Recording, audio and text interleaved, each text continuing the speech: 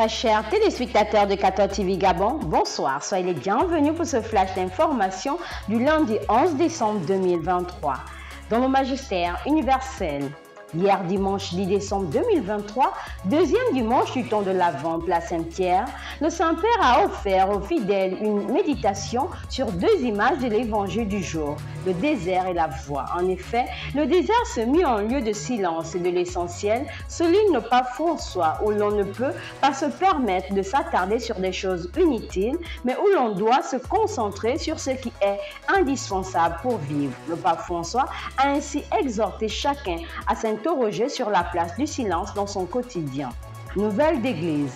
En visite depuis le jeudi 7 décembre 2023 à Dakar au Sénégal, le cardinal Pietro Parolin, secrétaire d'État du Saint-Ciel, s'y est rendu pour la consécration du sanctuaire marial national Notre-Dame de la Délivrance de Popenguine.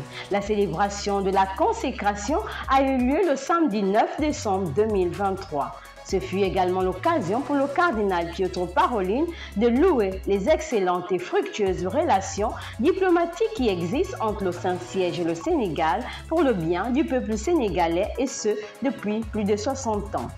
Dans le magistère local, c'est hier dimanche 10 décembre 2023 qu'ont officiellement été ouvertes les célébrations liées au jubilé des 65 ans d'existence du diocèse de Mouila par la messe pontificale présidée à la cathédrale Saint-Jean, apôtre par son Excellence Monseigneur Javier Herrera Corona, nonce apostolique du Congo-Brazzaville et du Gabon. Une grande joie pour les fidèles du diocèse de Mouila, heureux de vivre cette année jubilaire. En rappel, le diocèse de Mouila a été créé le 11 décembre 1958 avec pour premier évêque Monseigneur Raymond-Marie Joseph de la Morère. Le même 11 décembre 1958, le diocèse de Libreville devenait archidiocèse. La rédaction de 14 TV Gabon souhaite aux pasteurs du diocèse de Mouila et de l'archidiocèse de Libreville ainsi qu'à l'ensemble de leurs fidèles un fructueux jubilé. C'est ce mercredi 13 décembre 2023 qu'aura lieu à 17 h dans toutes les paroisses du Gabon la célébration eucharistique en l'honneur des 100 jours du comité de transition et de la restauration des institutions à la tête de la République gabonaise. Tous les chrétiens catholiques sont invités à prier ce jour avec ferveur pour la nation gabonaise. 11 décembre 1968, 11 décembre 2023, 55 ans déjà que le premier prêtre gabonais, Monseigneur André Raponda Walker, s'est endormi dans l'espérance de la résurrection. À cet effet, une prière a été adressée à Dieu pour le repos de son âme au cours de la messe célébrée à 12 h 30 ce lundi 11 décembre 2023 à la chapelle Saint-François de Sales de la Maison catholique des médias.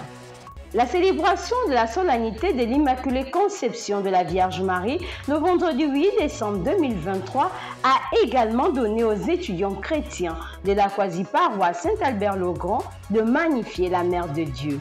C'est l'abbé Virgile Bakousso qui a présidé la célébration eucharistique. Le chanoine Thibaut de Ternay, administrateur et premier curé de la paroisse Notre-Dame de Lourdes, a célébré la messe d'action de grâce des noces d'argent de son ordination sacerdotale. Une messe célébrée dans la forme extraordinaire du rite latin.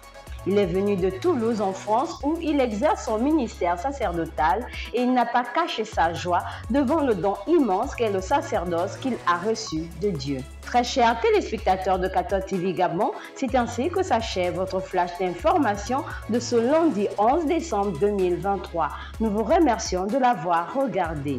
On marche vers les 200 ans de l'histoire de l'évangélisation de l'Église catholique au Gabon. Gardons la foi, l'espérance et la charité.